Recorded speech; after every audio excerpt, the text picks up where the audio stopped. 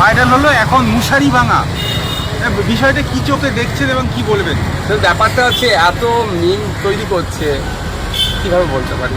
প্রথমেই বলি আমাদের একটা অফিসিয়াল কোনো ফর্ম না, ফলে এই যাদের সাথে যে আইএসএফ তৈরি করছে এরকম কোনো ব্যাপার না।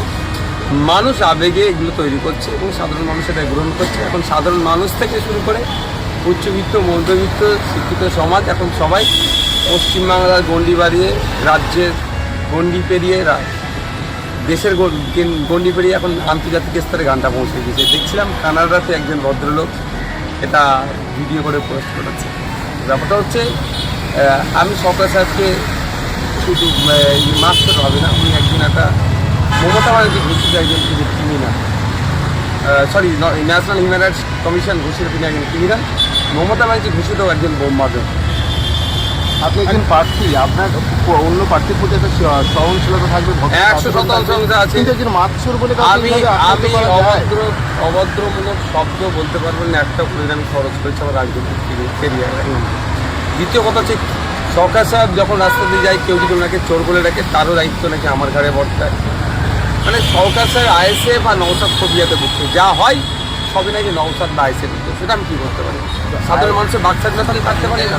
শওকত মোল্লা এখানে আপনার রুচি নিয়ে কথা বলছে এবং একাধিক রিলেশনশিপ আছে সেই নিয়ে কোর্ট কমপ্লেন হয়েছে, এই নিয়েও প্রশ্ন। দেখুন আইনি লড়াই চলছে, আমি কিছু পারি না, আইনি লড়াই চলছে, কোর্টের বুঝে নেবো।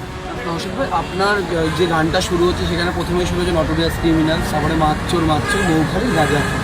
এই যে পুরো বিষয়টা আপনাদের কর্মীরা নাচ করছেন, ওই যে প্রশ্নটা করলো কোথাও কিন্তু প্রতিপক্ষ। আমি অন স্টেজ বলতে শুনেছেন দেখুন, আমি বিলোদা বেল্ট করে দিয়ে আমাকে অ্যাটাক করতে দেখেছেন? কোনোদিন দেখেছি? দেখাতে পারবেন না বিলোদা বেল্ট অ্যাটাক করিনি। দ্বিতীয় হচ্ছে আপনারাই দেখেছেন আমি স্টেজে উঠে তাড়া দিই যে ডিজেটি যে এই ধরনের হইলোর করা বার হইল, আপনারা দেখেছেন, আপনারা অনেকে দেখিয়েছেন। সুতরাং এর সাথে আমাদেরকে যারা কানেক্ট করতে চাইছে তারা ভুল করছে। তারা আর তো কয়েক ঘন্টা কী বলবেন? আমার থেকে দিচ্ছি কম করে 50,000 করে দিয়েছে। আর আইএসএফের আর কটা ঠিক করে ডবল ডিজিট নিয়ে বিধানসভায় যাবো, বাম এবং আইএসএফের শক্তি এবারে ব্যাপকভাবে উৎসাহ হবে। কি মনে হচ্ছে রাজ্যে কারা ক্ষমতায় আসতে আমরা থাকবো রাজ্য সরকার কারা করতে চলেছে কি মনে হয়? তৃণমূল বিজেপি ম্যাজিক ফিগারে পৌঁছাতে পারবে না, আমি দায়িত্ব নিয়ে পড়ছি।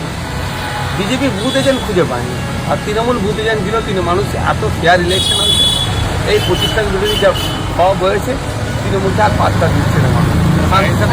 কারণ 8 বছর 10 বছর করে ভোট দেওয়ার সুযোগ চেয়েছে, সুদে আসলে মিটিয়েছে সাধারণ মানুষ।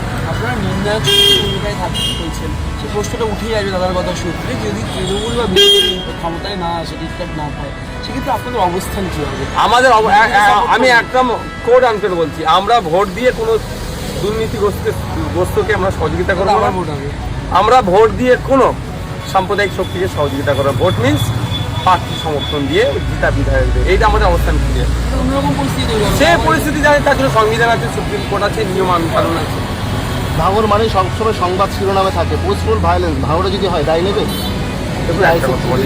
আইএসএফ যুক্তরাকে দায় আমার ঘরে করতে হবে।